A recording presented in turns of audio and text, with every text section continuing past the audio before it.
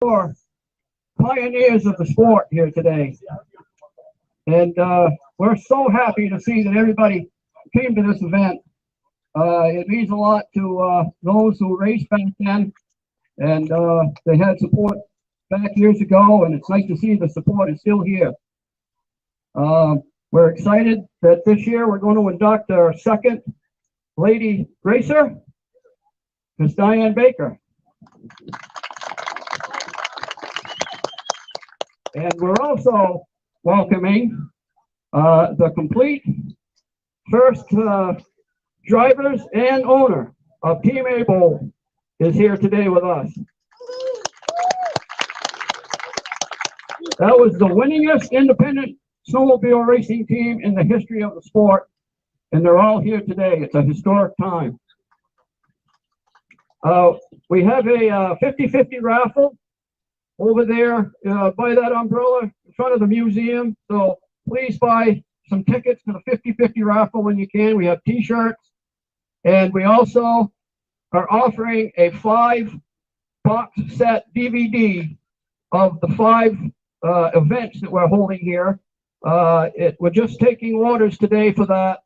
We're just taking pre-orders, and it's going to include a lot of interviews of these guys in every induction that we had. And so we're going to put that together. It's a 5 DVD set. I think we're going to get maybe like $50 for it, but there's a lot of stuff that's going to be included in it. Mike LaPierre here, our camera guy, is going to do that for us. He's so good at that. And he's been wonderful to the Hall of Fame. So, but first, we need to address what today, September 11th, means to all of us. Every one of us who remembers that morning 20 years ago can also remember exactly where we were when those planes hit the World Trade Center buildings and forever changed our American way of life. We walked through metal detectors at airports and federal buildings. We are patted down, we empty our pockets, and then we're scanned once more. But there is one thing for sure. Despite the terrorists' best efforts, America is still here.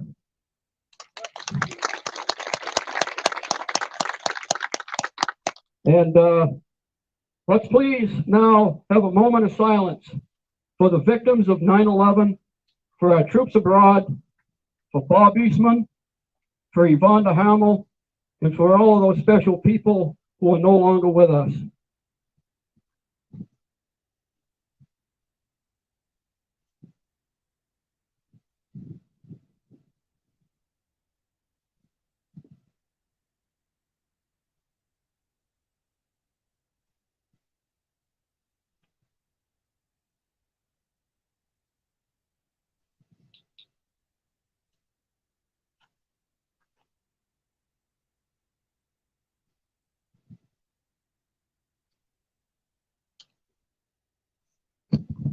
6 years ago, Paul Crane and I had an idea.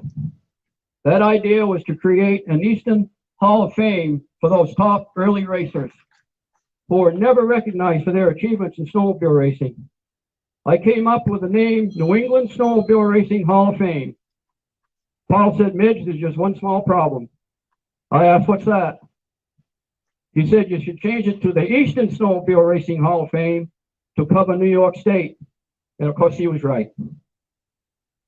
At our inauguration, at our first inaugural induction ceremony in 2017, we inducted 4 members to the Easton Snowmobile Racing Hall of Fame: Bob Clark, Bruce Dunham, Bob Martin, and Conrad Rollins. We wanted to induct 5 members. There was one other candidate which Paul and I wanted for the first induction. Unfortunately, he left for Florida before I could get his race record information. But we were able to induct Mr. Calvin Reynolds the following year in 2018. At first, we had 5 members on the board of directors to qualify as a nonprofit organization. However, we've since added 2 more members. Last year, during the pandemic, we had to cancel our spring induction ceremony, rescheduling it for September 19th as an outdoor ceremony.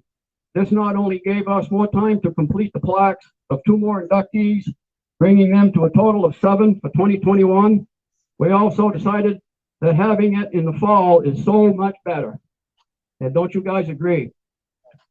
Our 2021 inductees were George Gordon, Paul Lamontagne, Tom Peters, Roger Poulin, Judy Rinaldi, Joe Wilkinson, and Ted Wynot. Before we begin our ceremony, there are people we need to thank. First and foremost, this Hall of Fame of ours wouldn't have a home without the generosity of Mr. Paul Crane. I've known Paul for over 60 years, and I'm proud to call him a friend. To his wife, Marilyn, for supporting us with this Hall of Fame we started 5 years ago. And I especially want to thank my wife, Glenda, for also supporting us in this. And I just plain could not do this without her help. Greg, our cameraman, from the very beginning, he was here from the very beginning, the very first event. I asked him if he could be our camera guy, and he's been our camera guy ever since. And he has helped us. He's provided this canopy, this beautiful flooring, and he helps in any way he can. His role, to put it mildly, is huge. Also, a big thank you to Alan Cormier for this great sound system we have here today. Bruce Borovage has been working on getting new candidates and their race records, making new contacts every day, and no 2 men could keep up with his pace. He's doing an incredible job. Where is Bruce? Where'd he go? There he is. Hey, Bruce. Bruce, Bob Martin, and Fred Davis have been working overtime on getting our #1 bib holder for the 1973 season, Frank Dodge, here to attend our ceremony. Please give Frank a big hand. Where's Frank? Frank Dodge, stand up, please. I was scared to watch Frank drive, really. We need to give a big hand to those guys that got him here. Fred Davis, Bruce, Bob Martin, they all worked hard to get Frank here, and he's going to be coming back. And he's going to be sitting in the front row at some point. And please give a nice round of applause to Mark Belanger, Kevin Sweeney, Jerry McGee, and everyone who brought their race sleds here today. Paul Belfair brought in a beautiful Mercury Snow Twister, and I didn't get your name, but he brought in the 1971 Arctic Cat that Steve Fenoff raced to victory here at the 1971 Grand Prix. That sets over there. It's beautiful sled. Okay, Spencer Beatty and Lucas Nast, would you please come forward here to the podium?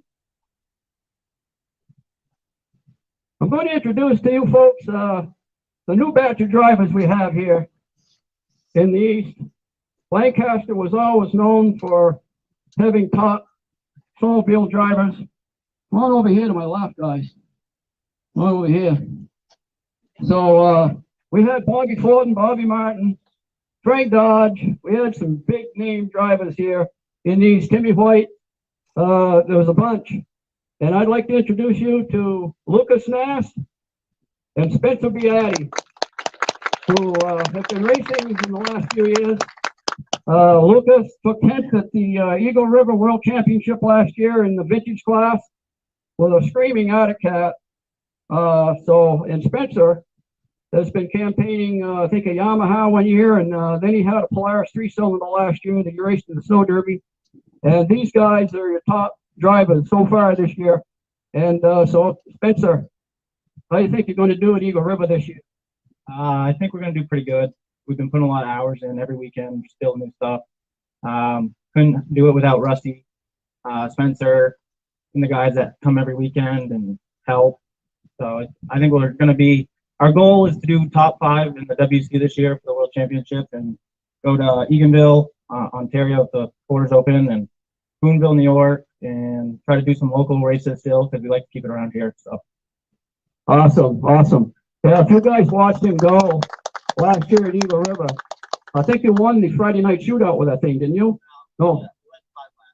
for the Woody's Friday Night Thunder, they take it starts by Sweet 16. Top 16 drivers come down.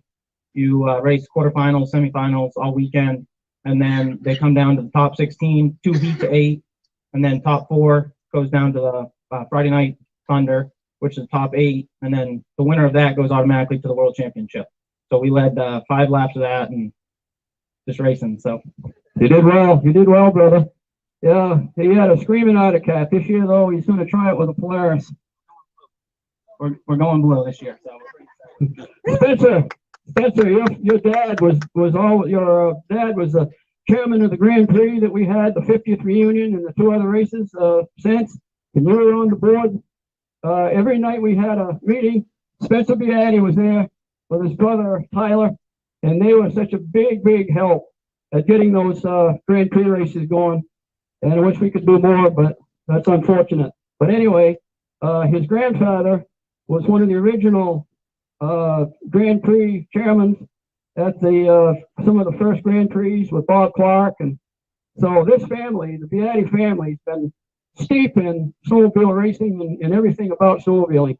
So Spencer, how do you think you're going to do this year? You're going to run Formula 500? Yeah, I'm going to run Formula 500 and 340 Supermod. So who's doing the wrenching for you this year? Be Lucas and Rusty. Yeah, they're going to do all right. They have some top shelf equipment. I've seen it. It's an unbelievable shop they have over there, and I think they'll do very well. So give these guys a big hand and wish them luck.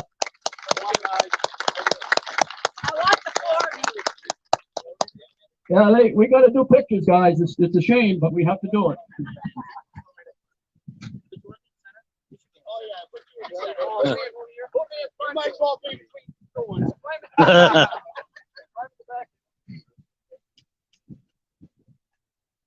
Thank you. Thank you, guys. All right, the wind just picked up, of course, special for me, so I can't keep my paperwork straight here. All right, so we have other people that we have to thank too. Russ Swenton was a big help to get Joe Wilkinson and other people in this place. He helped us with their resumes, and Russ is our historian for the Eastern Snowmobile Racing Hall of Fame because of his knowledge of what went on back then. And we have something we want to give Russ. If he would come to the podium right now, please.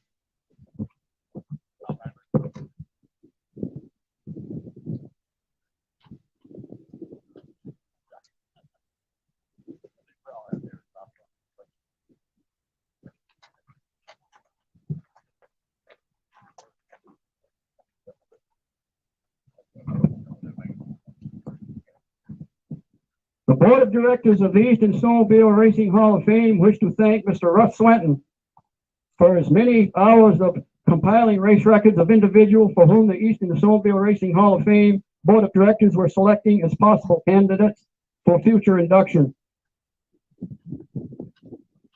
Thank you very much, Russ, for helping us out. Really, you've been a big help. We appreciate it. These guys, you know, there's no money involved in any of this stuff. I tried to tell my wife when we started this Hall of Fame thing, you know, when she says, "Do you realize how much we're paying for these plaques?" I said, "Hon, look, some people hunt, okay, and you know they'll go out and they'll buy a Weatherby hunting rifle for $3,000, and they'll hunt, and that's their hobby. I don't hunt. This is my hobby." And she didn't buy it. Let me tell you, this is no hobby. This is our passion. It's Russ's passion. It's Paul's passion. It's Greg's passion. It's Mike's passion. My wife's passion. This is our passion. This is what we do.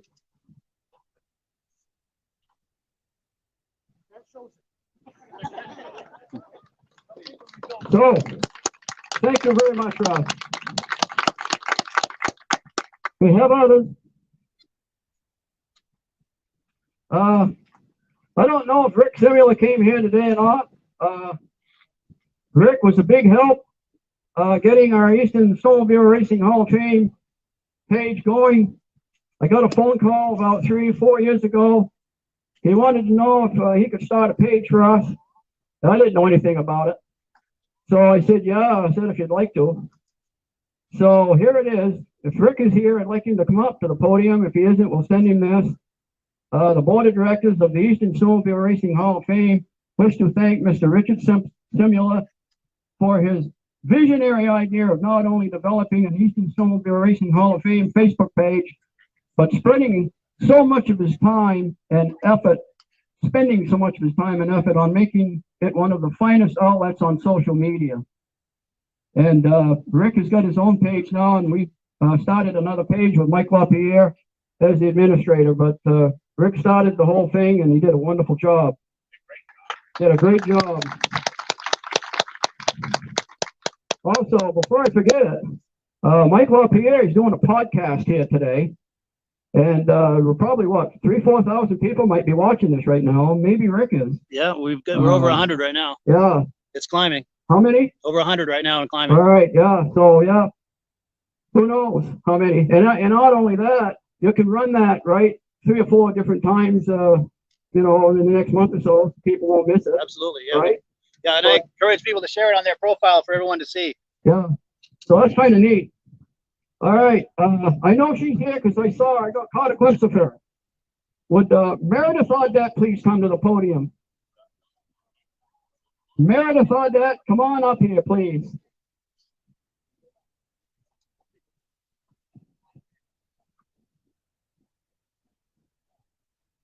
Meredith has been here. I think you came to the first one.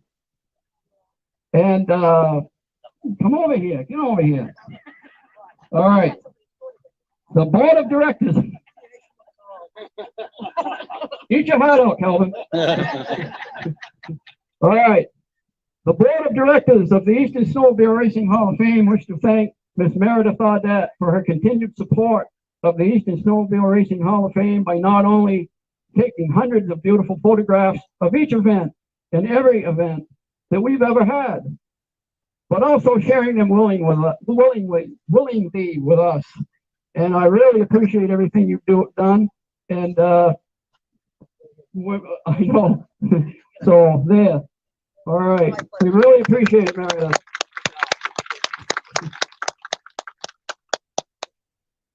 And finally, in a black folder, because I know he was secretly an Arctic Cat fan. And he tries not to show it, but I know his true colors. Mike LaPierre, please come up here, would you?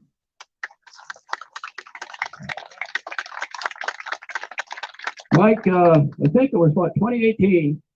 I think you came in. We did our first one. We had 3 people putting the thing on, Paul, me, and Greg over there.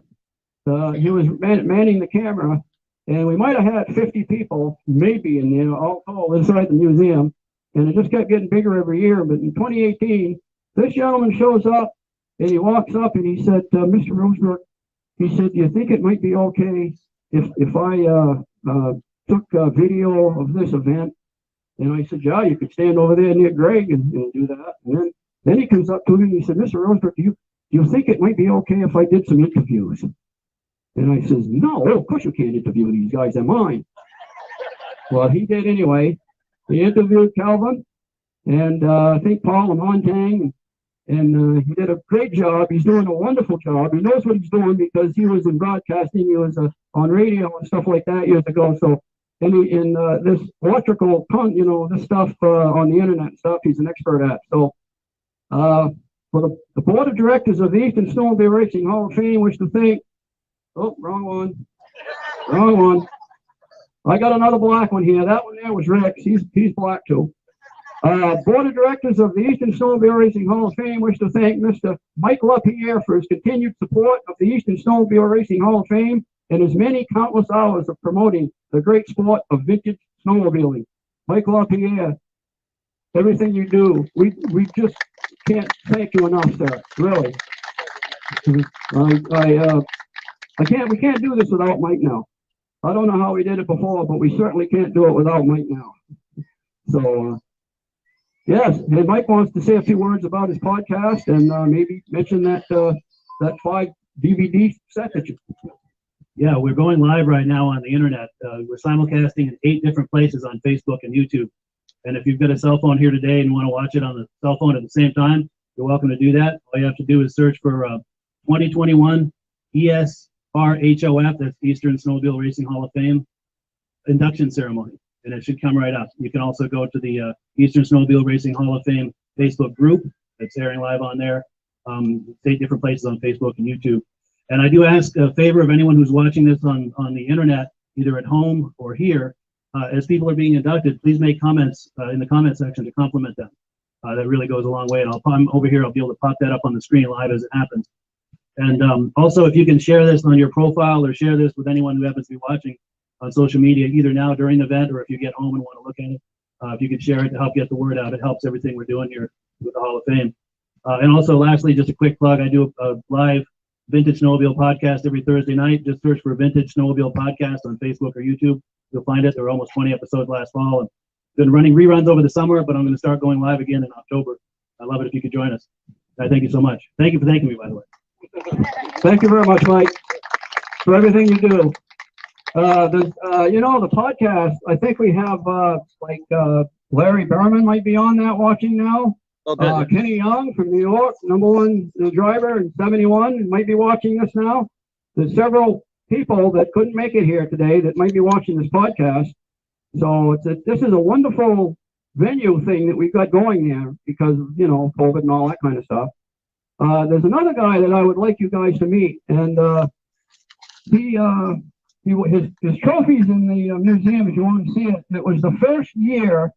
It was in 1965, and it was the first year that they called our trophies Kilkenny Cups. Before that, they called them motorized toboggan racing, and whatever the class was in first, second, third, and so on. But in '65, they started calling him the Kilkenny Cup. And Mr. Dave Bennett over there won Class A in 1965 at 17 years old. And he had competition. He had Bobby Thornton, he had Bill Buckland, Timmy White. He had some pretty good competition. But that little 8 horse was screaming that day, and Dave was pretty capable. Dave, would you come down here, please? I know he's going to kick my butt afterwards, but I got to get him down here. Dave, you didn't know much about Dave because I'll tell you what. After high school, Dave went where it wasn't very cold. Dave was it rained a lot, didn't it? I think it rained a lot there where you went. Yeah. And Dave is a veteran of the Vietnam War, and that little horse that he drove to victory in 1965. He also has it. He still has it. And his son Steve heard about our 50th reunion race back in 2014, and he says, "Well, Dad," he says, "we ought to get that old 8 horse going and put that in the parade." No, we're not going to do that. Well, Steve did it anyway. And Dave, I have photos on Facebook of Dave out on the track, and Dave was wearing the period clothes that you guys wore back in 1965. Johnson Woolen Mills over in Vermont made all kinds of hunting clothes for you guys. And he was head to toe Johnson wool, and that's exactly the clothes they wore back then. And I got a photo of that. And besides that little 8 horse climbed Mount Washington. It was the first time that the Skidoo. Now they climbed it, I think, at 61 on big old Polaris, rear engine Polaris. But in 1964 or 5, you guys climbed Mount Washington. The first time that Skidoo made it up there. And Dave was one of them with that little 8 horse that he won the race with. And not only that, you climbed Mount Cabot with it a couple times. Once. All right, that's all you wanted to do then, once. If anybody ever tried climbing Mount Cabot just on foot, they would wonder how they got those sleds up to the top, but they did it. So yeah, Dave, been a friend ever since we were little kids, I think, and really appreciate you coming today. And I wanted the people to see who raced back in the early days of the Grand Prix, and you did a good job. So give Dave a hand. Go have a seat, brother. All right.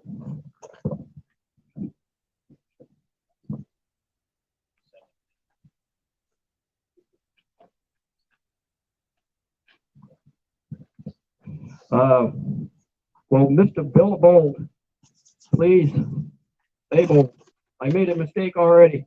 And Mrs. Abel, please come up. Yeah, I don't think he would have done what he did without your help. So that's a fact, right? All right. I usually have them seated when we read this, but what the heck? You guys want to see Bill Abel? This is a good way to see him right here. William Bill Abel, inducted into the Eastern Snowmobile Racing Hall of Fame 2021. Engine, chassis builder, team owner. Bill Abel began winning with Rupp Snowmobiles in 1973 with driver Ron Hall. Team Abel is the only race team in history to win 3 Adirondack Cups. Ron Hall on a Rupp in 73, Ron Hall on an Autocat in 75. Ron Hall is the only guy that ever won it twice. And then Herb Yancey won it on an Autocat in 1978. I think that was an IFS. That was the first IFS. Bill's engine and chassis building prowess was never more evident than when Team Abel driver Wayne Chip Elwood, stricken with the flu, invited independent driver Herb Yancey to race his Mod 4 sled at the 1974 Snowmobile World Series in Eagle River, Wisconsin. Elwood's cat, arguably the fastest 650 in the country, helped to provide him with the advantage he needed as Yancey became the first non-factory driver in history to win a snowcrow race. Team Abel opened the 1975 season by sweeping all 4 Supermod classes, with the newest Team Abel member Herb Yancey capturing the Governor's Cup at Canaan, New Hampshire in December 1974. Herb Yancey also won the 440 class while racing in the PDC Series professional driver circuit both days at Peterborough, Ontario in 1975. Ron Hall won his 17th consecutive race in the Supermod 1 class, taking home a Kilkenny Cup at the 1975 Lancaster Grand Prix and becoming the USA SSA Eastern Division Driver of the Year for 1975. For the 1976 season, Ron Hall wore gold bib number 1, Herb Yancey wore number 2, and Chip Elwood wore number 11, even after a horrific injury halfway through the season in 1975. Team Abel was one of a handful of teams chosen to race Ardic's new IFS Z-Bar suspension system in 1978. Herb Yancey was voted Driver of the Year at the 1978 Snowmobile World Series in Rush, Yellowstone, Montana, driving this new sled.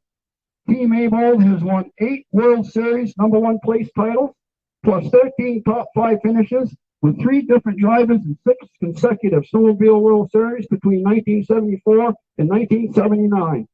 From 1973 until 1980, Team Abel drivers Pat Abel, Chip Elwood, Ron Hall, Dave Heitzholtz, Ray Resnick, and Herb Yancey won more Eastern titles and championships than any other Eastern snowmobile race team in the history of the sport, thanks to their superb talents and the amazing talents of the one and only Bill Bold. This guy is a legend, folks. An absolute legend for all of us. And there's one on the wall just like that. Well, I don't know what to say. I had a little speech I was going to give. Everything that I had in my speech kind of blew my speech. Yeah.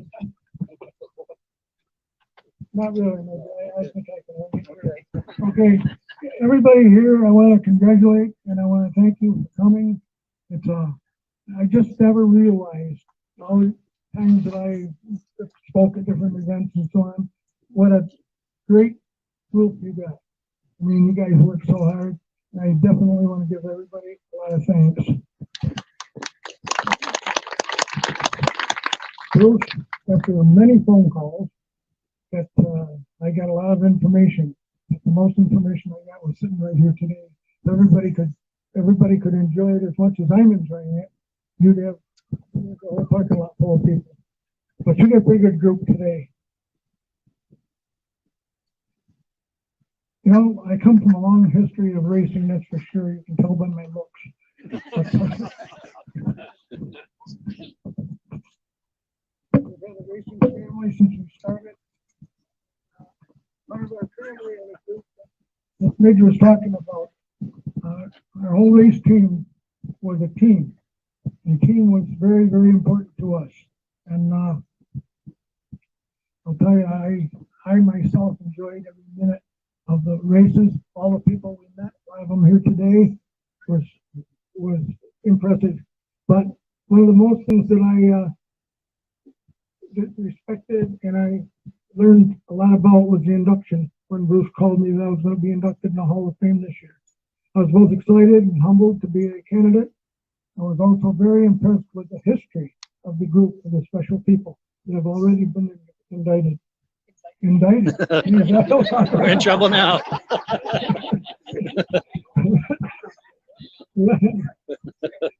I would like to thank three special people that I worked close with. I didn't know the rest of them. Too good would be Bruce, Rick, and Ed. These guys both talked to me several times and so on, and it was a pleasure. Thank you. Team Naval Division pledged about 5 years before the Arctic sponsorship. I started drag racing Scorpions in the summer of '69 and went to Rupp in '72. Rupp, New York was impressed and asked me to build a winter sled. One of the salesmen from Rupp, Fred Ives, asked me to call Ron Hall and ask him if he'd drive. And that's when Team Naval got started. I think Ron was the first of our team to win the Grand Prix in Lancaster. He won the Boonville Cup that year, the Northeastern Championship at Malone, and he ran with the Rupp. When I got the first Arctic sponsor from Newell, they asked me to contact Chip Baldwin. Now these guys become my personal friends. You know, they're like all family. To run the 440 and the 650 sleds. Now I had 8 sleds and 2 top drivers. Ron and Chip began to set records right away. After that, we won several races that Team Arctic was at. One in particular was the Wheelsport 50-lap championship. Chip set a track record that lasted 20 years. Ronnie, he won the 50-lapper with 4 laps in the lead. That was impressive. I couldn't get over it. We all went to dinner later, and Arctic came to pat me on the back, and I said, well, the first thing they said that kind of got me mad is, you should have Ronnie Hall get on a exercise deal. And I thought to myself, 50 laps, 4 laps in the lead, you might better practice what to preach. I didn't have a lot of couth in those days.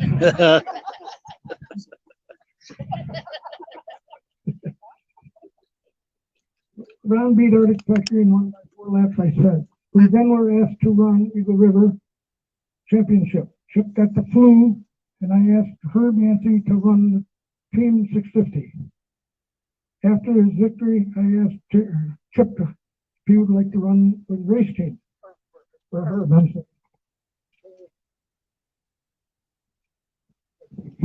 The next, nope, I'm sorry. At Bangor, Maine, this left Herb and Ron to fight the battles. Some of their victories included 5 Snow Pro Series circuit wins, 8 World Series titles, 3 Adirondack Cups, 2 Eastern Championships, and several drivers and Drivers of the Year awards. And I can't remember them all, so forgive me. At 16 years old, my oldest son Pat jumped from the junior class to senior class. He was the youngest to ever qualify at Eagle River for the World Championship. He'd raced for 4 years before that, and by that time he became a pretty seasoned driver. He took a second place at 75 Wheat Sport World Series and won both classes in the Malone Northeast Championships that year. He was ranked top 5 in the 340 class. I would also like to recognize 2 of the people that diligently worked on the sleds and kept everything in the tip-top condition at all times. Al Conklin and Charlie Hammonds. They were my tech guys. And they not only did they work many hours on the sleds, they also stayed many hours in that old school bus we used to drive to the races. The dedication of the team, and I want to emphasize that word team, has produced many wins and championships. Thank you. Special thanks to my family for all the times that they've been with me. Along with that, they always stayed, they always helped. I will cherish this day, and I'll just cherish it forever. Thank you, everybody that made this day possible. Thank you very much.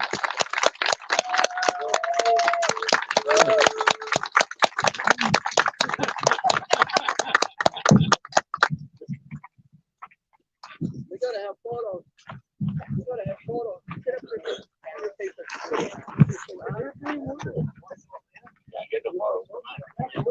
Get over there, Kathy. Okay. Where am I going? I don't know. Where you going? Right down here. Down here. Yeah, over here. Go right with me. Follow me. I'll get out of the way in a minute. That's all good. Yeah.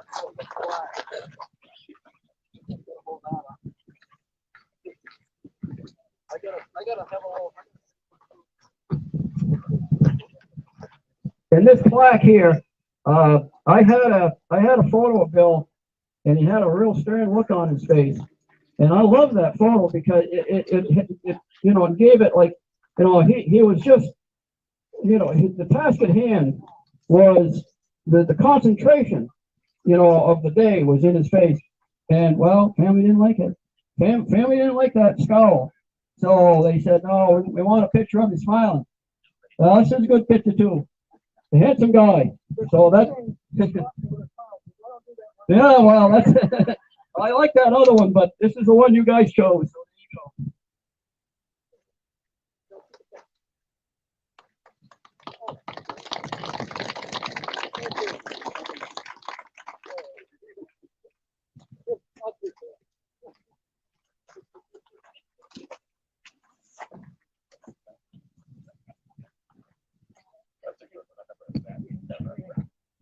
The next one is Miss Dianne Baker and her husband Jerry. Please come up here.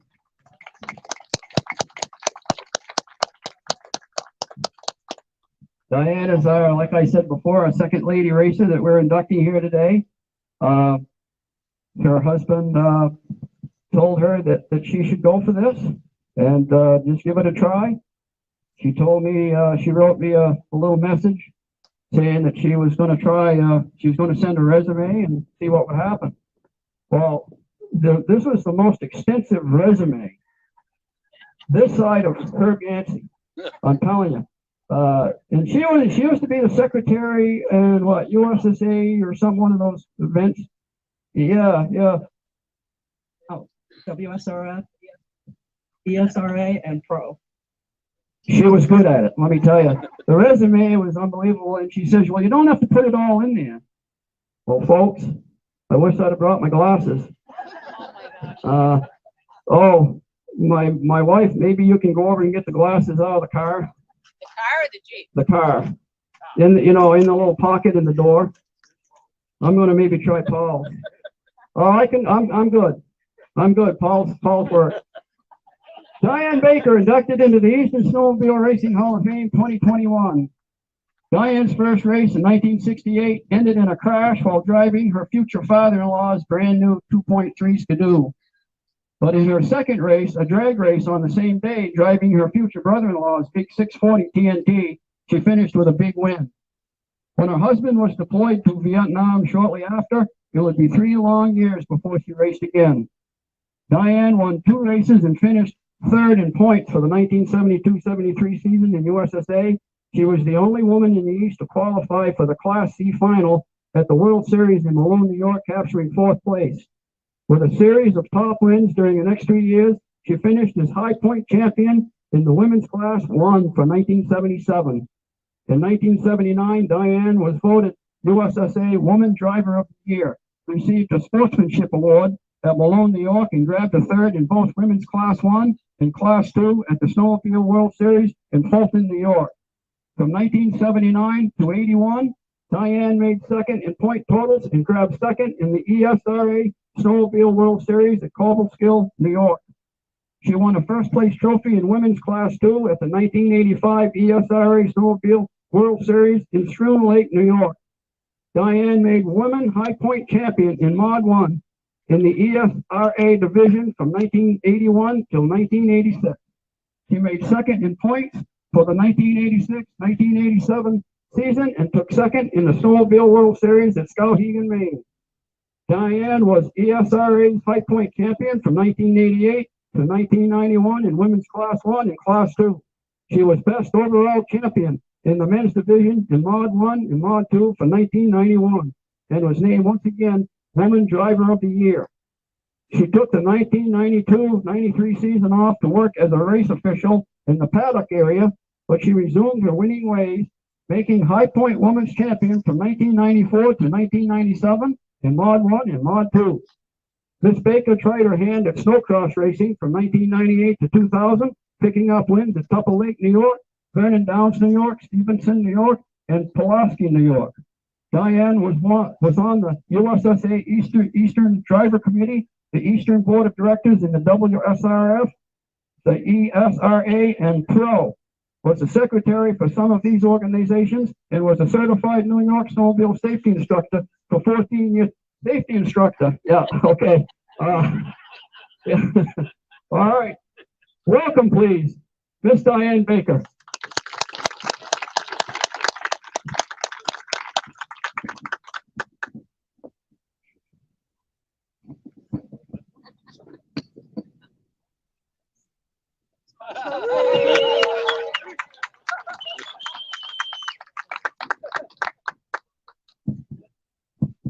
Thank you.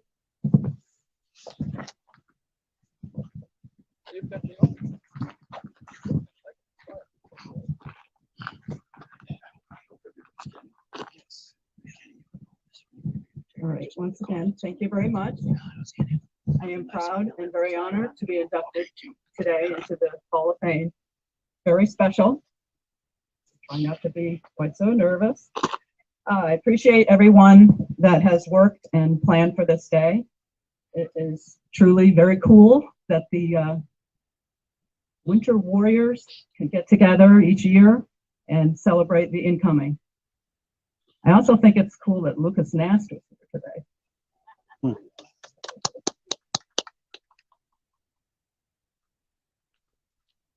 The race organizations are kind of dwindling, so that's the future.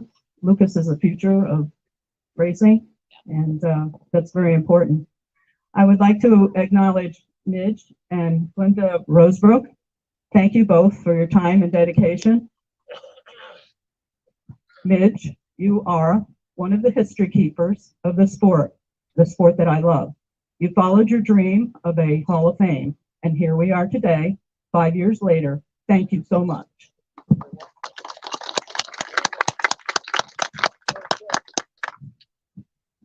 I'd also like to acknowledge Paul Crane. I'm sorry your wife, Marilyn, isn't here today. She works very hard too. Thank you for hosting us at your very special snowmobile home and sharing your walls with us.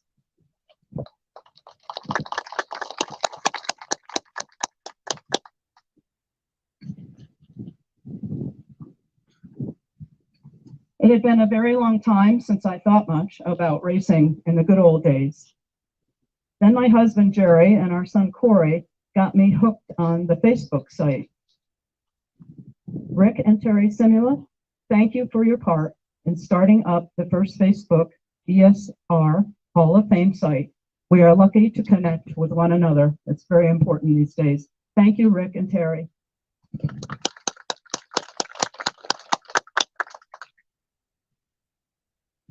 My first race that Midge told you about that I crashed, I was 19.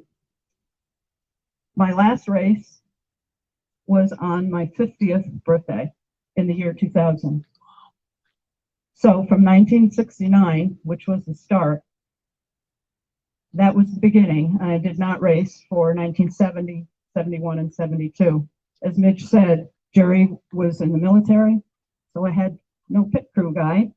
And there was a wedding, and there was a baby right back there. And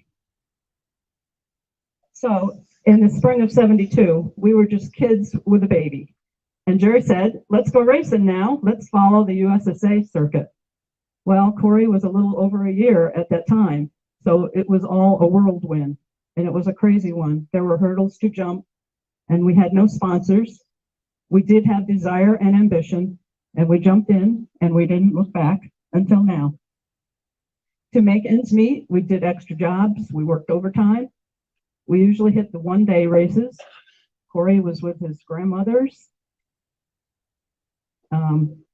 So if we were at a one-day race, we didn't have to stay over. But if we did, we had made provisions in our van to stay in it.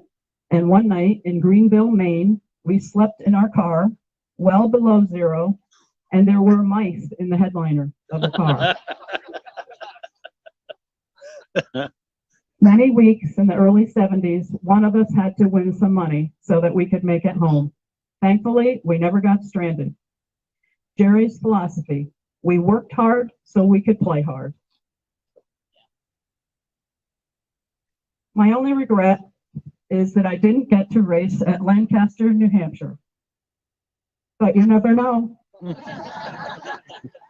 We still have some good sleds in the barn. A lot of people say you raced a long time, so what was your most memorable race?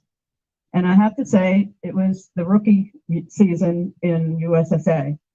There were lots of sleds, and it was the 1973 Malone World Series. To qualify for it in my rookie year was amazing. There were between 20 and 25 women, and that might not sound like much, but it was a lot. And a lot of them I didn't know because they were from all over. My pit crew was Jerry and my father-in-law, who was about 71 at the time, and my two brother-in-laws, Harold and Don. If you remember 73 at Malone at the World Series, it was a quagmire. It was a challenge. And I had best pit crew ever because they decided people were trying to put their sleds on their trailers and pull them. The dollies wouldn't work. You didn't want to drive your sled. You came in on the back stretch and you went out on the front stretch. You had to get that down. You had to figure out how to get across the infield. So my guys picked up my sled, which was a 340 free air TNT, and carried it across the infield. Not once, not twice, but 3 times. I finished third in the heat. I finished second in the semi, and in the final, I finished fourth. Watching them work so hard for me, I was complaining a little bit inside because I couldn't keep my boots on. The quagmire would take them off, and I thought, I best not complain. These men are carrying my sled. So there was no way I would give up, and I just kept trying harder. And that was kind of the way I continued many times. Just keep trying. I'm tired. Just keep trying. I won races in the 60s, 70s, 80s, 90s, and I think maybe in 2000. I don't remember for sure. I have many thank yous to say. As Midge mentioned, I served as a board member for 17 years, WSRF, ESRA, and Pro. That was in the 80s and 90s. 17 years on board seats and 10 years as a secretary. There no longer was a Boonville office at that point. And I'd like to thank my family for allowing the office to be set up in the corner of our kitchen all those years. So we carried lots of boxes to the races, all the forms, registrations, membership, rule books, everything. Thanks to all who helped me with those jobs at the races. A special thanks to Dave Ernst, longtime leader, USSA race director, tech director, promoter, and friend.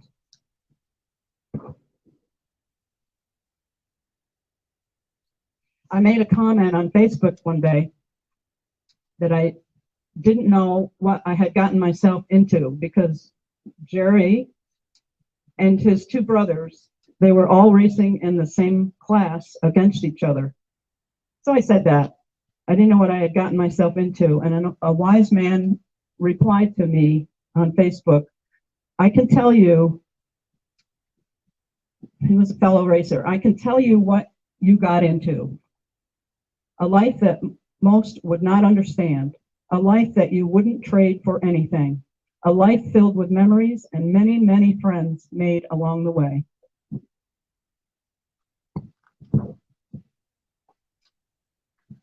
My list of thanks, it starts with Harold Baker, my brother-in-law. He was one of the guys that helped carry the sled across the infield. He owned the Ski-Doo dealership, and we used his race shop. We used his electricity. We used his tools, and he was very helpful. And I hope he's watching today. I have this person to thank, and not many people know this story. I am thanking Bill Abold, because in 1976, we bought a women's modified, was not longer a class, and we bought a 250Z. And if you remember correctly, that was not the sled to buy in 1976. So Jerry cut it up and modified it, and I no longer had a sled to drive. And I was on the other side of the fence every weekend, well, a few weekends, and I was miserable to live with, I know it. And I really wanted to race. And I don't know how it all happened, but Mr. Bill Abel said I could drive one of his son's sleds. And I didn't care that it wasn't the fastest. I just wanted to take the green flag, I wanted to take the checkered flag, and I wanted to race. Thank you, Bill Abel.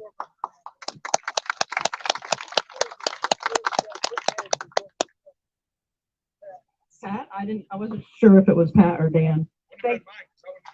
No, I think it was Dan. Thank you, Dan. You're all right with me. You just go. That's okay. I also want to remember some people that helped me out. R.L. Cook and Jim Rockefeller in 1977. I drove their RV, their 245 RVs to do, and that was the first time that I got high points in any class. In 1982, also, Jerry and Bill Day from Niagara Falls, I drove their Sonic and I finished first. And I have lost track with them. If they're listening, I sure would like to hear from them. I'd like to thank the Nicholson family, Wayne and Eric. In 1994, I traveled with them, and it was the experience of a lifetime. I had a Skidoo MX 440. No, 440 fan, and I got to go to Canada, to Quebec, Ontario, Eagle River, and I did fairly well. I thought, in my opinion, I did well. The Nicholsons have been lifelong friends. Les, Rob Sapp and his dad and Christy, I also hope they're watching. I drove their Arctic Cats for 4 or 5 years in oval and snowcross, and miss them all. To all the gals and guys I beat and those I didn't, thank you. I had the time of my life. The hat I have on, I forgot it. It's in. I have it with me. It's a reproduction of the hat, the granny hat, and my friend made it for me. I just have a couple more important people to thank. Corey, my little boy. I always said he was orphaned by racing. Where'd he go? Oh, there he is. I thought you left. Soon you were traveling with us. And I thank all my fellow racers and friends for keeping a watchful eye on you while I was racing on the track. Thank you, Corey, for everything you've done for me, sharpening carbides and studs and studying the tracks and testing and getting everything race ready. You've always been a great helper and a great racer. Thank you, and I love you.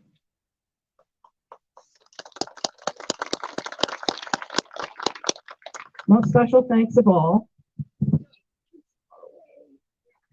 to my husband, Jerry. I never, ever thought, nor would I have tried to have done this racing on my own. I couldn't have done this without you.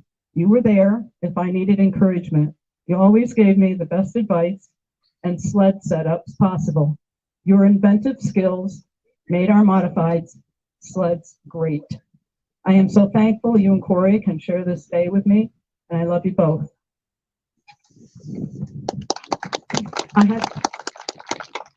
I had to say something nice about him because I know he's going to say something about me now.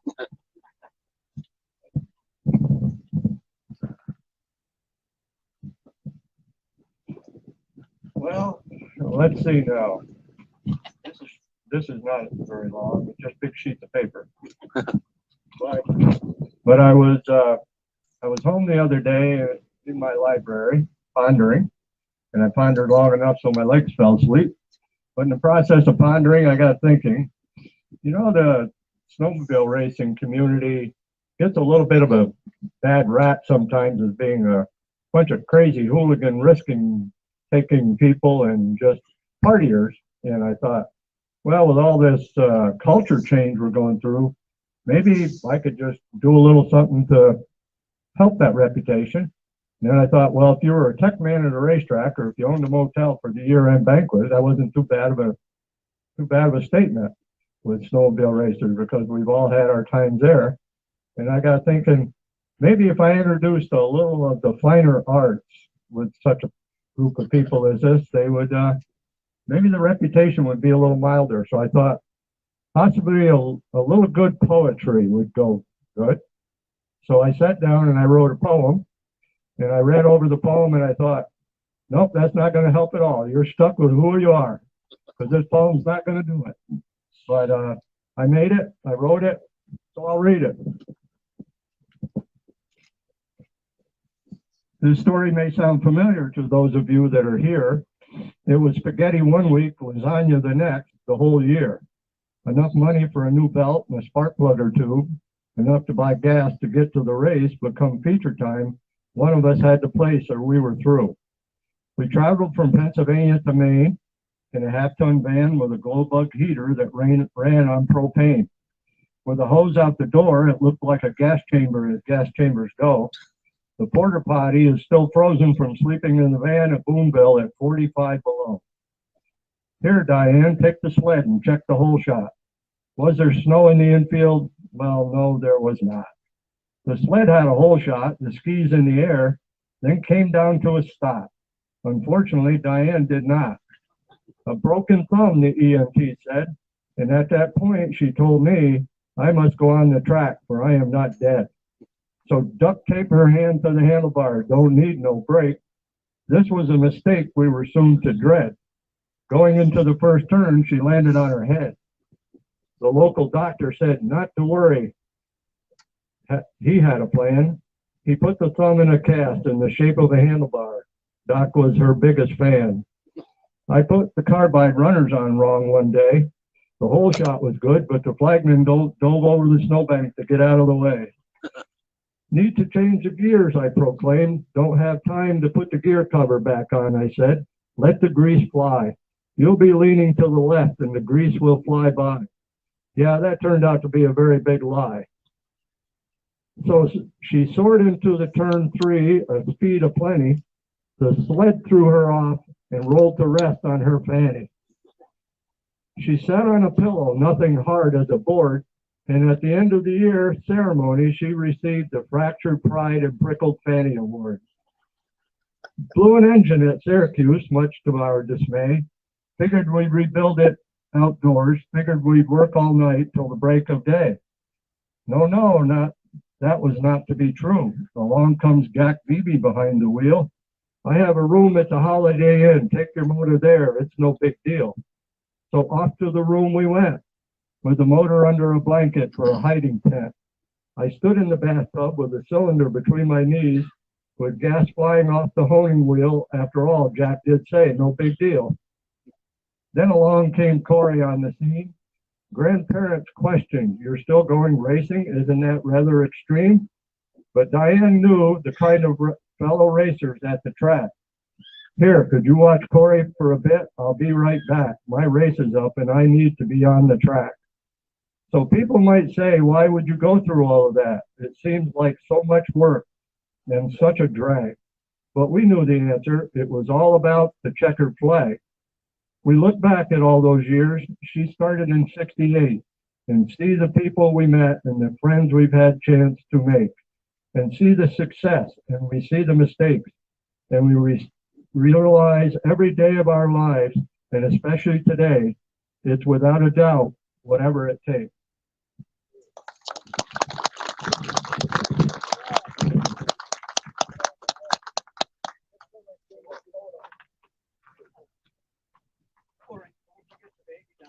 Yeah, I'm trying.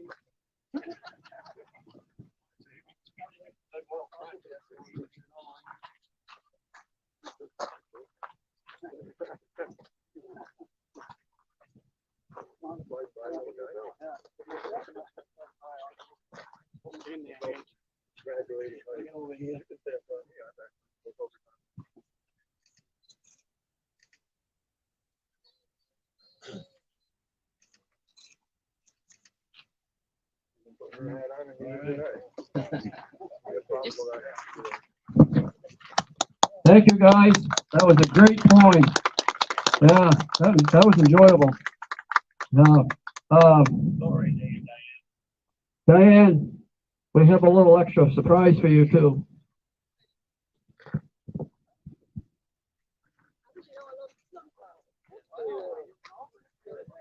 Like a picture, please.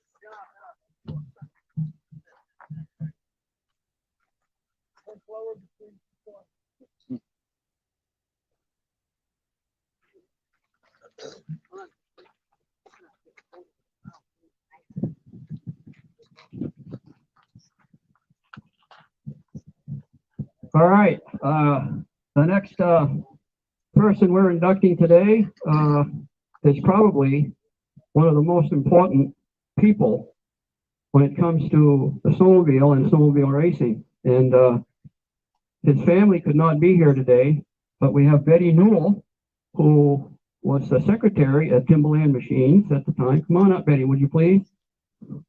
This is Miss Betty Newell. She's a longtime friend of ours. She does way more for Lancaster than we deserve. And she's going to accept this for Terry Burkos, who is maybe watching right now, Galen Paris, and Rick Bottoms, the three children of Mr. Robert J. Bonham. If you're viewing this, make a comment, He please. was the promoter. Inducted into the Eastern Snowmobile Racing Hall of Fame 2021. Bob was employed by Timberland Machines Limited of Woodstock, Ontario in 1956. After thoroughly searching northern Vermont, New Hampshire, and Maine for a second facility, Bottoms chose Lancaster, New Hampshire's Timberland's newest branch. Due to the central location and the fact that it was the county seat, Bob was a natural salesman, and many have described him as being a marketing genius. He was responsible for the early local success of the Bombardier line of logging equipment, as well as the Timberjack log skidder.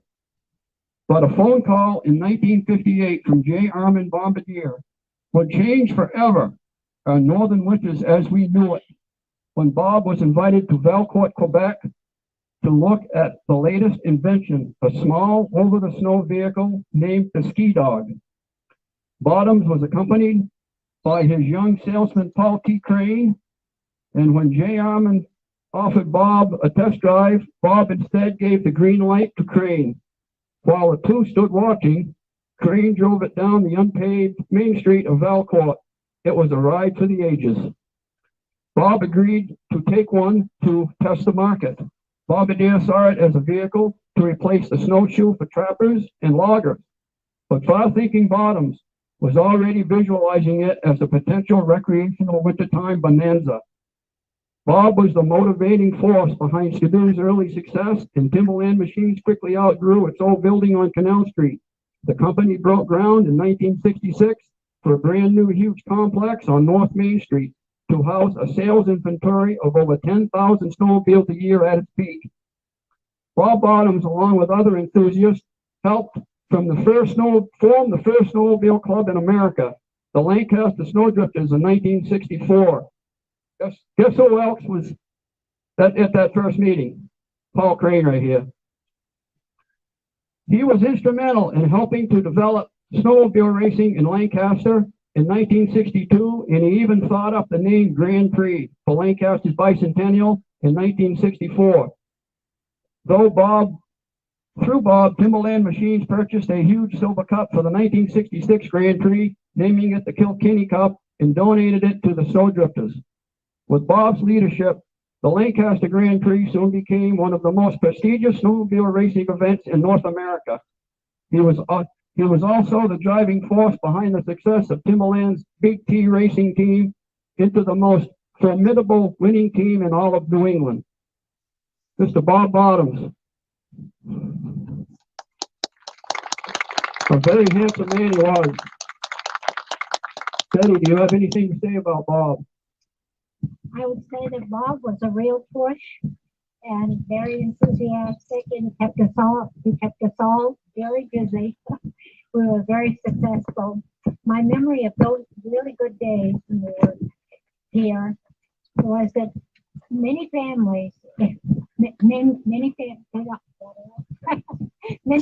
most families in Lancaster had someone who worked at Timberland Machines. If you went through Lancaster, every house would have a minimum of one snow machine in its yard.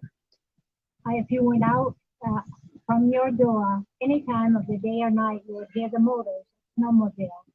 We were hardworking, we were healthy, and thank you, Bob, for all you did for the town of Lancaster. It became a destination. Thank you, Betty. Betty was a long-time employee at Timberland, and she was also a driving force behind a lot of things that went on up there. Very, very valued employee at Timberland. Kelvin, you knew Bob Bottoms more than I did. I know Bob Martin, of course, isn't here today. So do you have any words to say about Bob Bottoms? Or I can bring the mic to you. I've got quite enough. Well, that's happening, Midge. They're watching. Yeah. And they're making comments. There's we've got Terry, Galen, Rick, and Frank watching. They say hello and thank you. Well, let's see. Can you hear me okay? Oh, let's see. I don't know who you talked to, but my father was the first canoe dealer in the state of Maine. It could have been somebody else. You know, it could have been Bruce Bonham. Father could have been, but my father, I believe, was the first canoe dealer in Maine. And he went up to see Bob Bottoms because he was a hunter. He wanted a machine that was over the snow in the wintertime, hunt bobcats. And he went up to see Bob Bottoms, and Bob took him up to his house. And he showed him this machine that would go over the snow.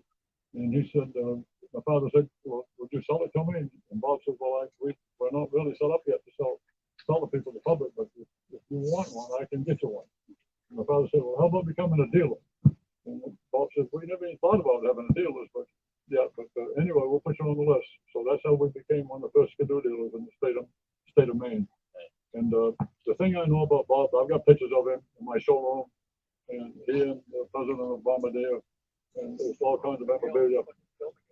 But the thing that I got to thank Bob for was for setting up the racing team with Bobby Thornton as the head.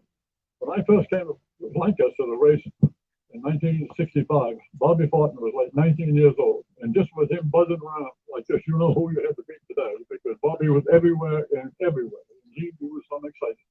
And Bob Bottoms picked the right guy to head that racing team. And the team was professional. It set the tone for everybody that raced canoes. And Gus Matty and all the guys on the team, especially Dave Pickard, Bruce Dunham, the guy from Gorham, Maine called Reynolds Raiders. Yeah. So anyway, Bob is the one responsible for that. And also he was responsible for hiring guys like Bill Solomon to run, you know who Bill. I mean, Bob could pick the guys, and that's who really run the company, is the guys he picked. So you can't get enough credit to Bob Bottoms. I mean, definitely everything you said he was, and everything you said, I mean, definitely, he's the man. Thank you, Kelvin. Yes, Kelvin, his dealership, Reynolds Raiders, is one of the top teams in New England at that time. And he raced under the Timberland banner, and Bruce Dunham did, and they were a force to be reckoned with. Everywhere you went, if you saw a yellow van with a big red T on the side of it, you could either do one or two things. You could maybe go back home or try racing against them, but it was a very tough job to try to get ahead of them. Anyway, we'll have a photo here with Betty and Paul and I. And this plaque I will send to Terry. And we have one on the wall, Terry, and you can watch that happen. When we drop the cloth in there, we're gonna, ask people to maybe hold back till we get the cameras in there, and we can show the cloth dropping, and Bob is on the wall.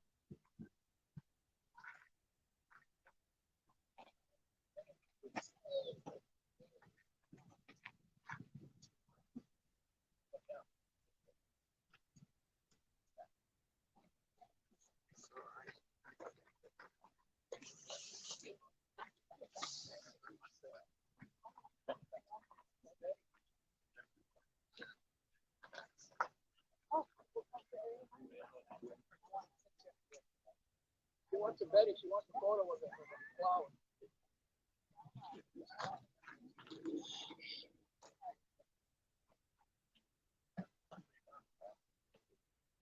Oh, and Terry and Frank say thank you to Cal.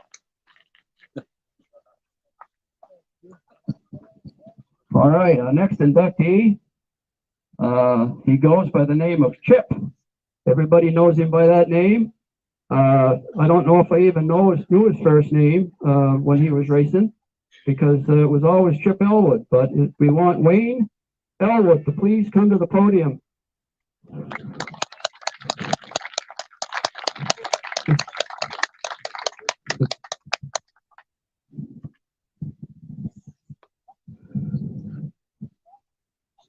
Wayne Chip Elwood, inducted into the Eastern Snowmobile Racing Hall of Fame 2021.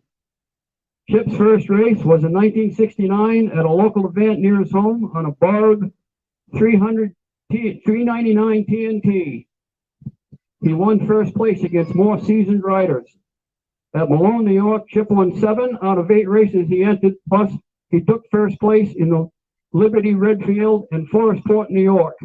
In 1970, Elwood began racing for the Widowmakers team on Arctic Cat and driving the only cat in the 440 finals in 2 World Series, capturing 5th place in the first Snowmobile World Series in Rhinelander, Wisconsin, and 5th at the second Snowmobile World Series in Ironwood, Michigan. Chip was offered to race for the famous Team Abold in 1973. He took 2 50-lap Norwich Opens on his Mod 3 Arctic Cat in a field of Mod 4 sleds in 1973 and 74. Wayne Elwood helped provide Team Abold with its third top driver on their eastern track, solidifying this team's legendary status as the winningest independent snowmobile racing team in the history of the sport. He set a track speed record at the Weed Sport Speedway that held until it was broken by a stock car in the mid-1990s. Elwood's Mod 4 Arctic Cat was widely regarded as one of the fastest, if not the fastest, 650 in the country. Chip won Super Mod 4 at the 1974 Northeastern Championship in Malone, New York on Saturday, but halfway through a heat race on Sunday, he stopped to help an injured driver, losing his chance to win the race, but he did receive the Sportsmanship Award for his quick actions. Chip was very seriously injured at Bangor, Maine, halfway through the season of 1975, but he was so far ahead in points in both Mod 2 and Mod 4, he still received gold bib number 11 at the end of the season. A conservative estimate of over 300 first, second, and third place wins can be easily tallied in the career of the very popular, flamboyant, and charismatic Mr. Wayne Chip Elwood. The ladies can tell you, I've heard stories that Wayne was very popular with the young ladies back then. Is that true, Wayne?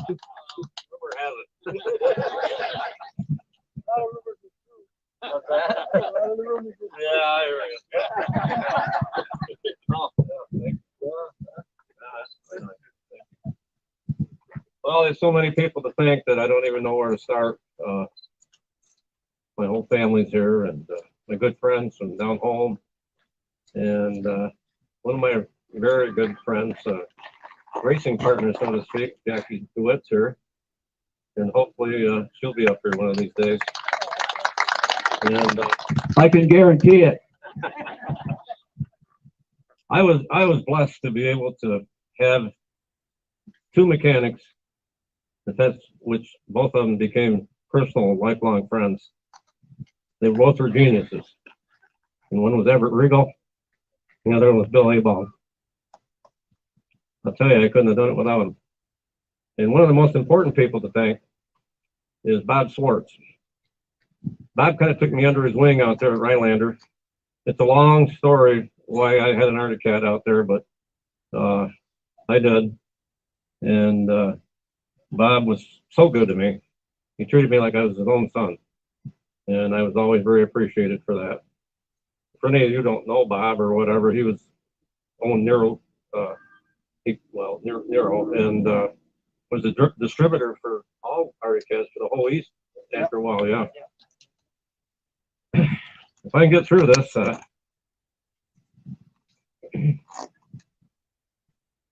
wouldn't have been able to have done this for my dad and my mother. My dad, I'll make this short, was a sophomore in high school, and we had this federal judge at that camp up our road, and back in those days, I think it was 1935, I think, you know, the only entertainment was to watch baseball, you know, so this federal judge used to get out and watch our high school team all the time, and our dads, and I guess Dad was pretty good, so he asked my grandfather if it was okay, and he had him try out for the Cincinnati Reds. And I remember Dad telling me that he pitched 2 innings, struck out the first 2 batters, the next guy hit a home run. And he said he remembered how they flocked to him and knew they were going to sign him and everything. And then he pitched another inning, struck out 2 more, and the other guy grounded out. So they wanted to sign my dad. Well, the judge says, well, you can't. And they said, well, why not? He's only a sophomore in high school. So he went on. He didn't leave. The judge was going to pay for him to go to college and everything because my grandfather didn't have any money, you know. But he couldn't do that because my grandfather only had 1 arm. He lost it in a hunting accident before Dad was born. And so subsequently, Dad didn't go. And he played town team ball, and my mother had clippings home, striking out 17 batters, 15, 13, 12. I mean, he obviously must have been pretty darn good. And I just hope that being able to achieve this honor here today, and it is to me, I hope Dad could live his dreams through me. He is right now. He is right now, Chet. And you deserve to be here. And the whole team is here. And we're going to get photos.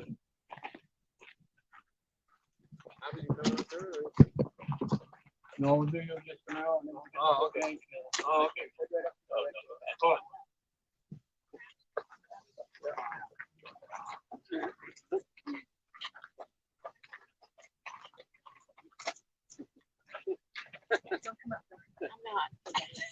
Good thing I exercise.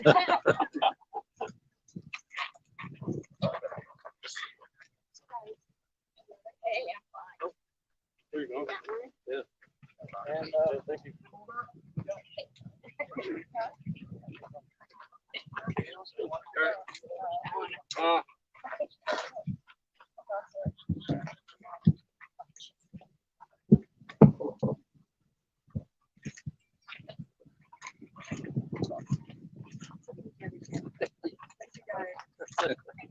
What? Oh. Thank you. All right, Chipper. Thank you, Chip. Hey, before we do this last inductee, I see Shane Beatty over there. I want Shane to come over here. Please come over here, Shane. Could you come over here? Shane Beatty grew up around snowmobile racing his entire life. His dad used to have to pick him up and set him on the seat of the dump truck when they used to go around and make laps around the Grand Prix racetrack.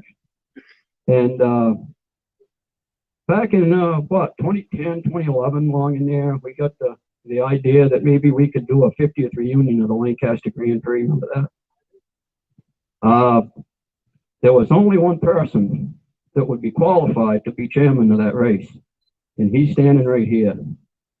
And when I wanted to find out who could be our board of directors, it was Paul and I. There's two. We had to have five. I knew Bob Clark would sign on as a director. I knew Shane Beatty would sign on as a director, and I needed one more. So Greg over there, Greg Allen, was the only guy I actually called or messaged to be a board of director, and he said yes. So Greg was the only guy, because these guys here I know would go on anyway. But Shane has always been in our corner with his Hall of Fame, with the 3 Grand Prix that we did, and I just want to recognize somebody that stayed up nights. He put on the greatest race in the East. Everybody said that. Everybody that raced at Eagle River, everybody that raced at Valcourt. George Sampson came up to me at the Boonville banquet that Ed Stabb put on a few years ago, and he said that Grand Prix is better than Eagle River. And this gentleman right here is because that was that good. And Shane Beatty, I just wanted the people to see you, and yeah, you're going to kick my butt later too. So, yeah.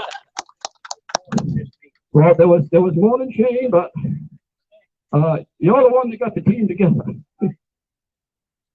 All right, next inductee. Let me just tell you this: there was probably no better racer in New England than Bob Thornton on that Skidoo. He won the 295 class, the 340 class, every weekend, everywhere, for about 2 years, 1970, 1971.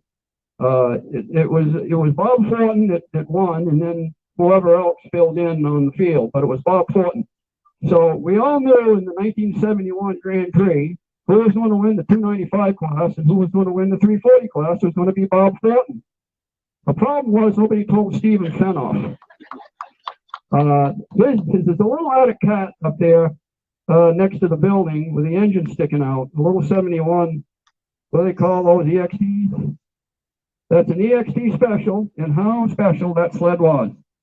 Because he cleaned our clock here in 1971, and Stephen Fenoff's name is on the Kilkenny Cup. Stephen Fenoff, would you come up here, please?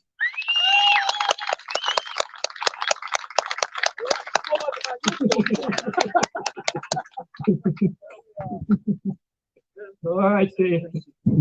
Stephen Fenoff, inducted into the Eastern Snowmobile Racing Hall of Fame 2021. Steve began his racing career in 1969 on a motor ski for Benoit's of St. Johnsbury. After watching him at a race, Paul Calkins of Calkins Cat offered Steve a sponsorship racing for his company. At the 1970 Lake Region Open in New Hampshire, Fenoff, in only his second race on a Cat, took second in a 4-hour endurance race, and the following day, first in the 57-mile cross country, winning first overall. When Steve finished fifth in Class 2 at the Balsams against larger dealers and distributors on a non-competitive machine, Arctic Cat distributor Rod Hughes stated, "This boy has got to have some engine." Putting Steve Fenoff on a competitive racer was the best thing that ever happened to Calkins Cat. In 1970, Steve won the Devil's Bowl in Fairhaven, Vermont, winning in both Class 1 and Class 2. He raced to a first-place win with his Mod 2 Cat at the prestigious Schaefer's Open Modified race in 1970, winning the Schaefer's Cup.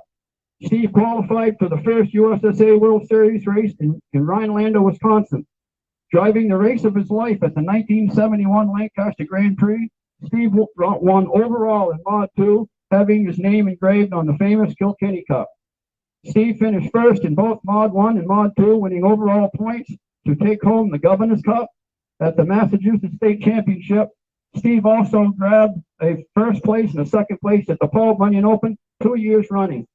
Steve Fenoff has won a countless number of other races, both sanctioned and non-sanctioned events during his career, making him one of the state of Vermont's all-time top snowmobile racers from the golden era. Mr. Steve Fenoff. Ah, boy, look how young that guy was. First of all, I got to thank everybody. This organization is so great. I'm not as good as some, and pulling out everybody's name, but without them, we wouldn't be here. And we got to thank them very, very much. And isn't that right? Matter of fact, let's give them a good hand, all right? The wives that no one mentioned a lot of times, and they just help so much. And I've been coming to this, and it's fun. And seeing all the drivers and everything, ladies, and it's really an honor. It really is. And Lucas brought my machine that I won the Lancaster race with in '71, and that's such a thrill, and thanks to him. And I started out, as mentioned, it's hard. He reads off all that good stuff, you know, and Benoit, you have to thank, because that's where you started. But right here is a gentleman, Paul Calkins. He saw something in me, and yeah, man, thank you. He built my engines and stuff in his just his workshop. It wasn't a dealer or anything. And the Balsam race meant so much because if it was cross country, I was good, and we won. But when it came to the tracks, we just plain didn't have the horsepower. And Rod came up after that Balsam race, and like I said, we left. It was a big oval, and we left dead last. Went into the cross country. We came out first. Before we got to the finish line, we were fifth. And Rod came up and says, "That boy does," and that was a big change. He says that boy needs an engine. So he gave us some cylinders, and Paul went to work. And I can say this right out that Paul Calkins built some of the best engines that ever raced. He really did. And the sad part is he didn't get this machine going until about mid-year, and then she really talked, but I couldn't quite get in. But we could have made him really worry at the World Series. That's one that I missed, and I'm so sad that I missed that. But that was a big part of it. And then we went, there's a race I have to mention. It wasn't actually sanctioned by this, but it's so big. The first World Series in Rhinelander, Wisconsin. We went to West Yellowstone first.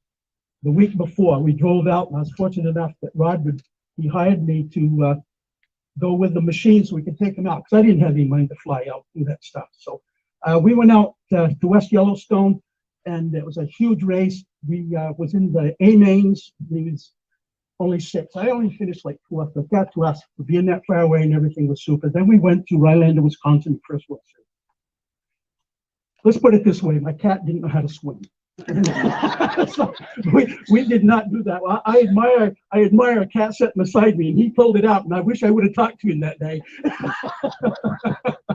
And so there's one other one I wanted to mention, and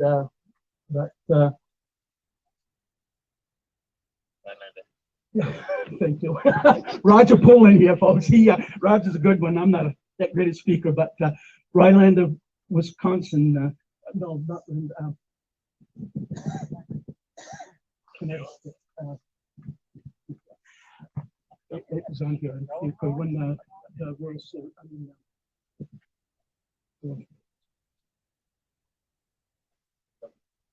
Dataville? Yeah, that was Massachusetts. Dataville? Yes. Massachusetts. Yeah, I know. Northampton, Mass. Thank you. Could you guys come out here with me, please? I was afraid this would happen. I haven't had time remembering my name at times. But yeah.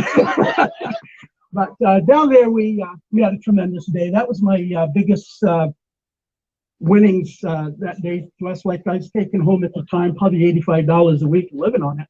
And we went down that day and won 1 and 2, Mod 1 and Mod 2. And we took home $2,200. I was so proud of that, man. And all of these things. Then I find out later on that the 650 and 800 class was making like $5,000. Talk about hurting your feelings. You win the Governor's Cup and everything, and you bring home 22. But no, that was a lot. Okay, and thank you, everyone. Dave, he's one of the great Vermont drivers, and Roger Pullen. We got 2 Vermonters here.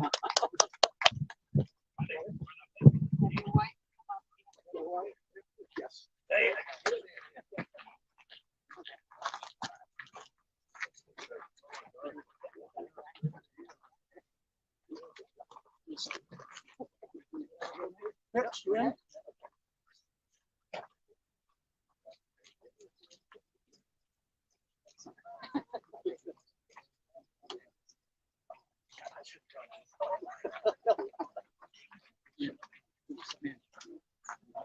All set.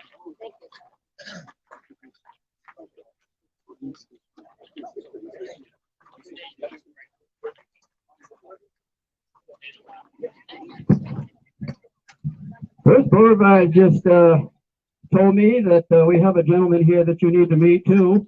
His name was huge in early snowmobile racing.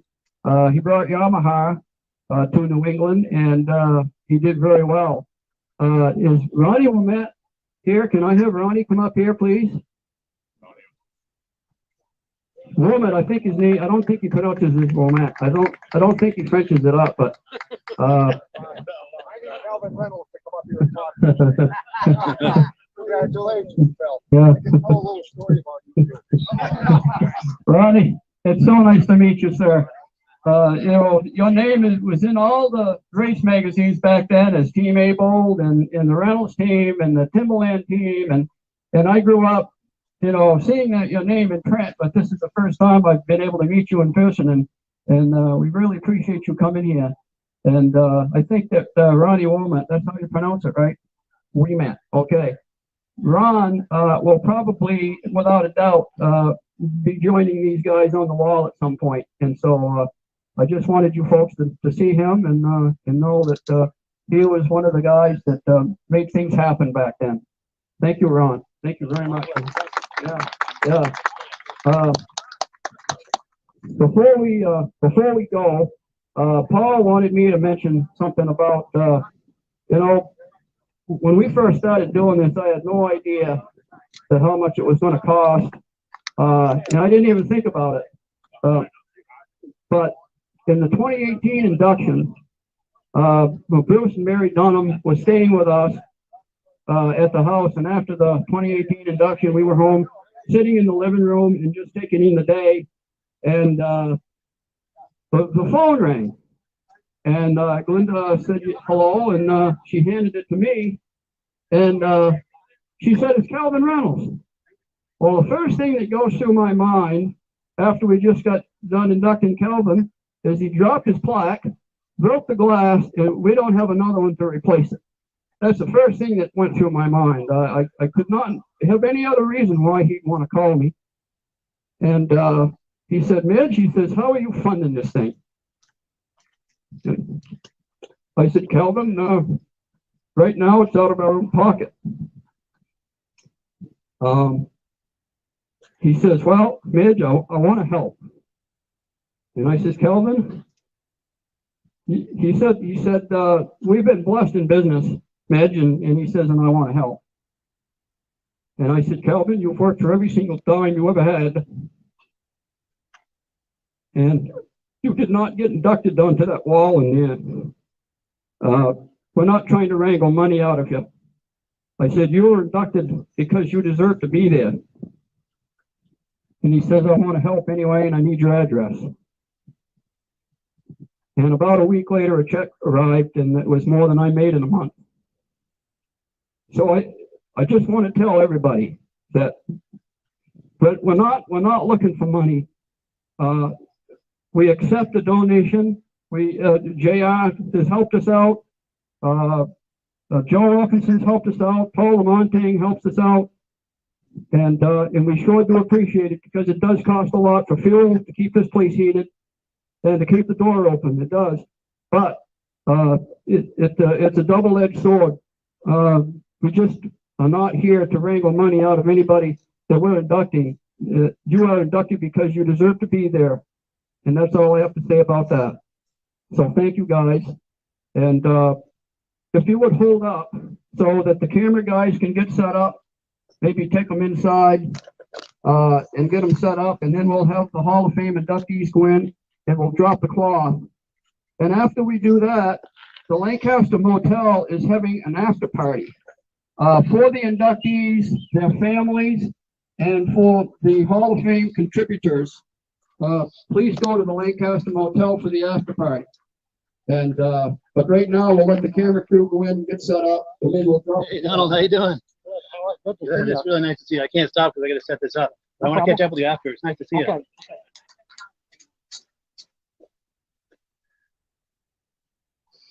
Where are we going to put this? This, folks, is the Kilkenny Cup, the legendary Kilkenny Cup right here at Crane Snowmobile Museum, right underneath the Wall of Fame for the Hall of Fame. Enough of me talking here. I got to get this set up quick before people come in here.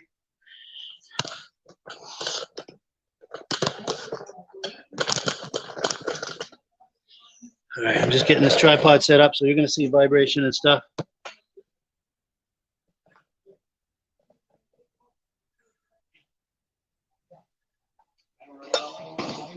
I don't know. I'm going to tuck right in here between all this. Just good room for people. Yeah, I'm not sure either. Yeah, we'll just catch what we can catch.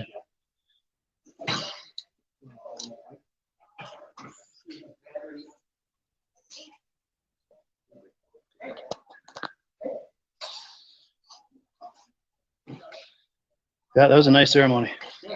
Gets better every year, doesn't it?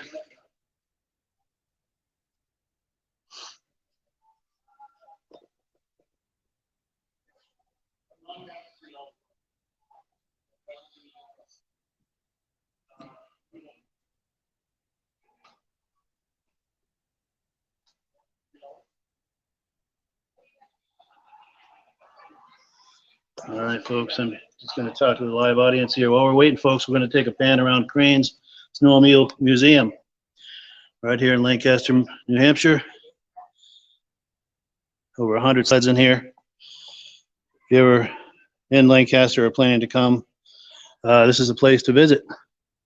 You do have to call ahead and make an appointment. It is by appointment only, but they are happy to have people come here, check out the sleds in the museum, and the incredible history of the snowmobile that exists here in Lancaster. I'm gonna level this camera off here. Thank you, Kim. And thank you also, Kim and Frank and everyone else and Rick, for all the nice comments you made during the ceremony. That was very much appreciated. Good job, Paul. The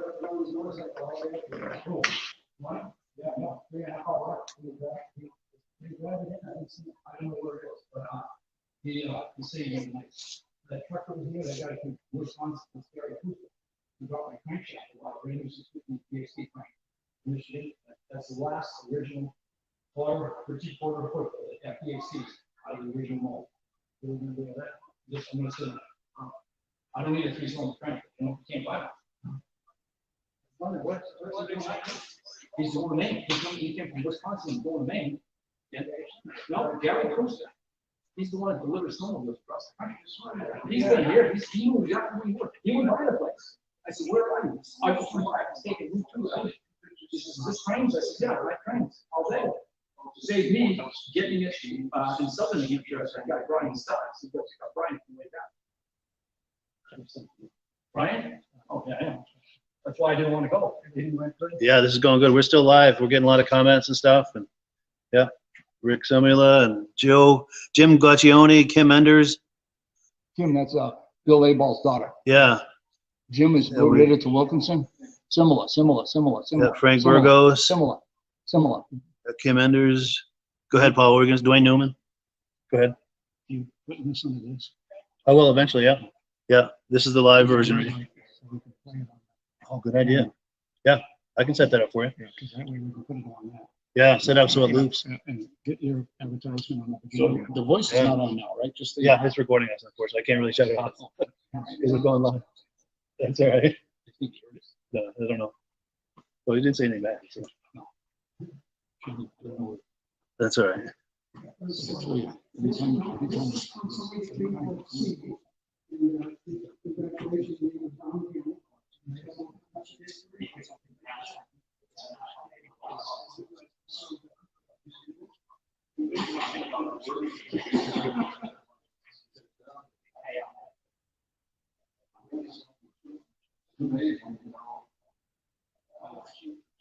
When we did this, it was such a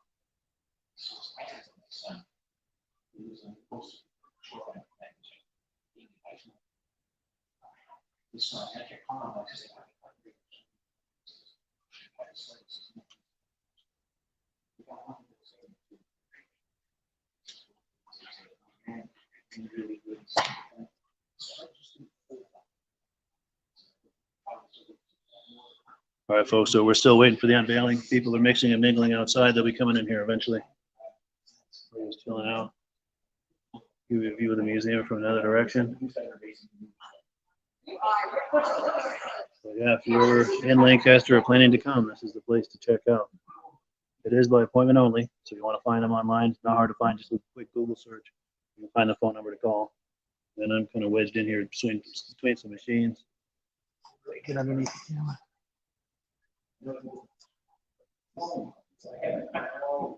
Yeah, this is a special place, Crane's Snowmobile Museum, Lancaster, New Hampshire.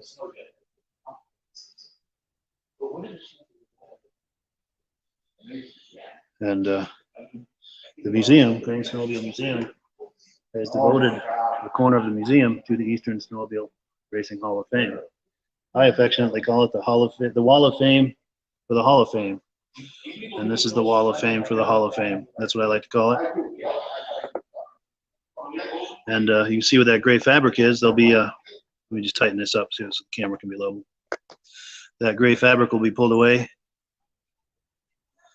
That gray fabric will be pulled away here in a minute or two, and it will reveal the new inductees into the Eastern Snowmobile Racing Hall of Fame. And I thank everyone who was waiting patiently here for everyone to come in. I think everyone's just kind of mixing and mingling outside.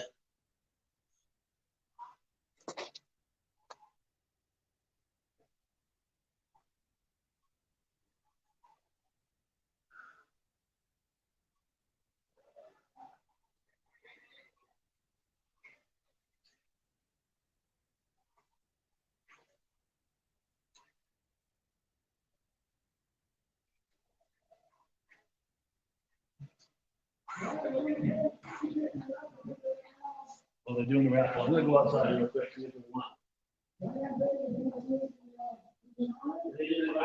Hey, great now. Thank you very much.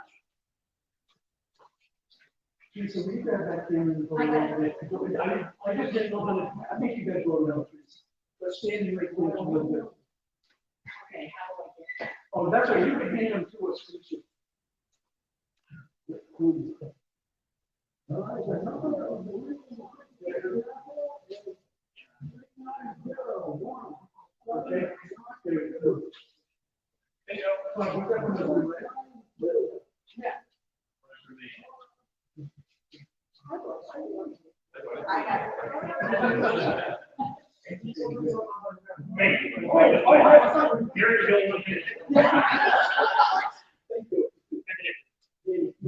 We can just get it from there. But we can't force them to football on it.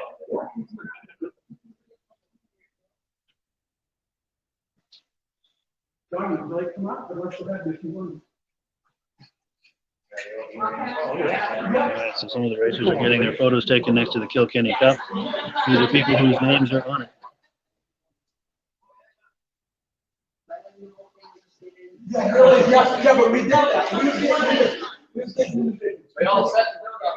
Hey, when you are, yeah. You just gotta get Greg in here.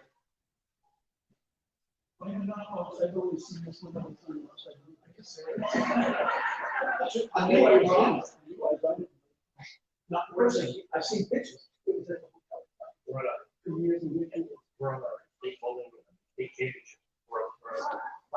right?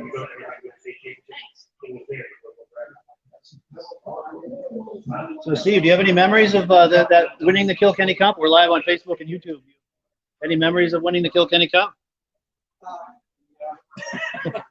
Yeah. Of that day or that race? Are we on now? Yeah, we're live on Facebook and Okay, YouTube. I Yeah. guess I can do it. Yeah, actually, it was a real big thing. We was fortunate enough to win in Lancaster, and that to us, of course, was the Daytona, the NASCAR, and everything else. You know, around here, it's huge practice, and everything was here. And I remember it well. I was running second with white flag came out, I went high in the day, and I came down sharp onto. I come in at a corner two, went under the skidoo, and we drove on to victory, and that was the big for us. Wow. And we made it up. We were fortunate enough the year before, they had cross country and oval, and I lost an engine cross country. That was my strength, actually. So we felt pretty bad, but we came back the next day, the oval was, and we won that. So we won the oval 2 years in a row, which is pretty special, which we all know. Because, the Bobby Fortons, the all factories, it was a big deal. You and all the others, like I said, everything, and thank you much. Today's world's unbelievable. Somebody could be way off somewhere watching this. People watching from everywhere. And folks in the 60s, it wasn't that way. It's true, isn't it? Yeah. This is a special day, and we need to thank you. You're very welcome. Yeah, thanks for coming. Everyone out there. Yes, and Fell Over Water, by the way. Fist bump. There you go. We don't always win, but they are. That's right.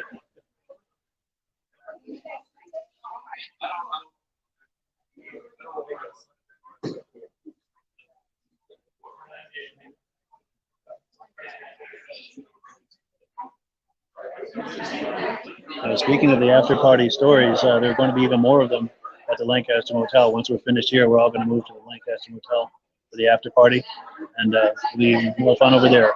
So if you're in the area, drop on by. Sadly, I won't be covering it live, but I will be interviewing some of these folks, some of these inductees when we get there.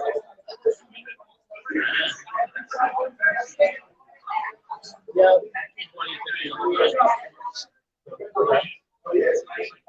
There's a lot of people who would have liked to make it. Yeah, if you search for it, 2051, induction ceremony. I'm on Facebook or YouTube. Oh, I got something for you. Sticker. I made a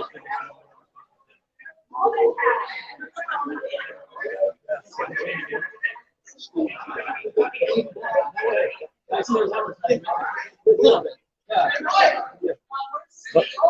Yes, yep. All right, now's the moment, guys. The unveiling is upon us.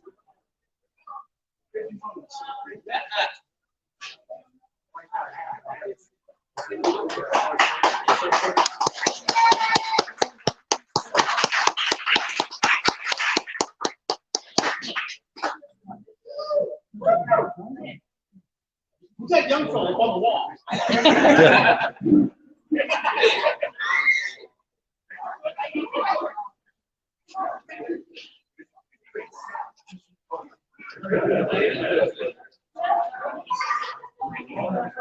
I'm sorry.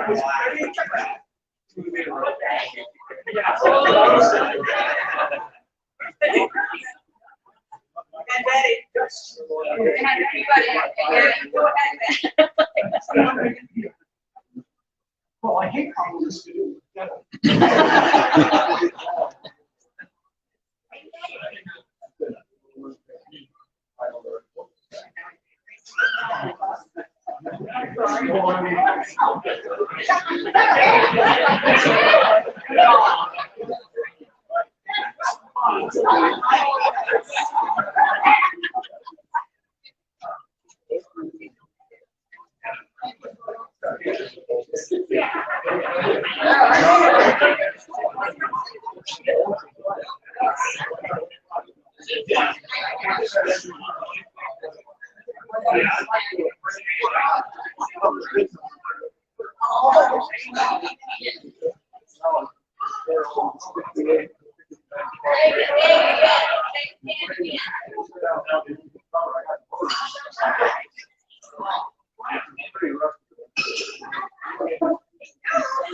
Mitch, if you can move to your right just a little bit.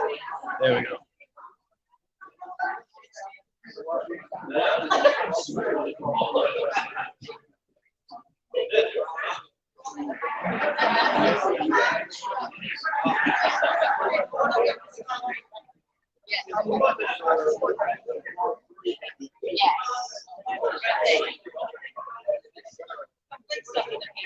Yes.